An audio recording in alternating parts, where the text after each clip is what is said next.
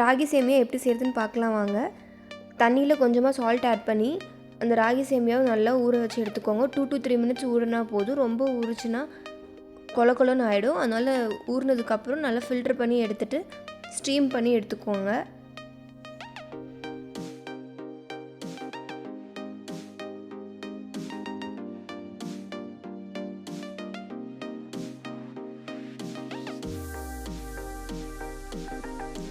இப்போ ஒரு பேனில் ஆயில் ஊற்றிட்டு கடுகு, உளுந்து, கடலைப்பருப்பு எல்லாம் போட்டுட்டு கொஞ்சம் பீனட் போட்டுக்கோங்க. போட்டுட்டு ஆனியன் எல்லாம் போட்டு நல்லா ஃப்ரை பண்ணிக்கோங்க.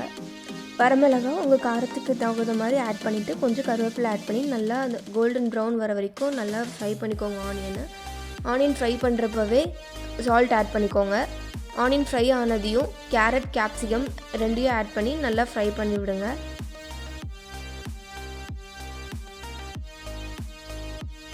இப்போது ஸ்டீம் பண்ண ராகி சேமியாவை ஓப்பன் பண்ணலாம்.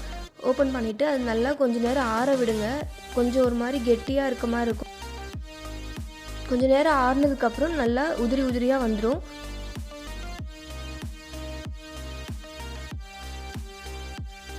இப்போ நம்ம ஃப்ரை பண்ணியிருக்க வெஜிடபிள்ஸ் கூட இந்த ராகி சேமியாவை ஆட் பண்ணிக்கலாம். ஆட் பண்ணி நல்லா மிக்ஸ் பண்ணி விட்டுருங்க.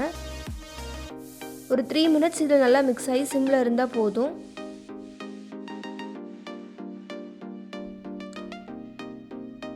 சூப்பரான வெஜிடபிள் ராகி சேமியா ரெடி.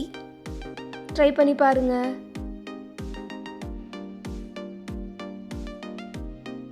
தேங்க்யூ ஃபார் வாட்சிங்.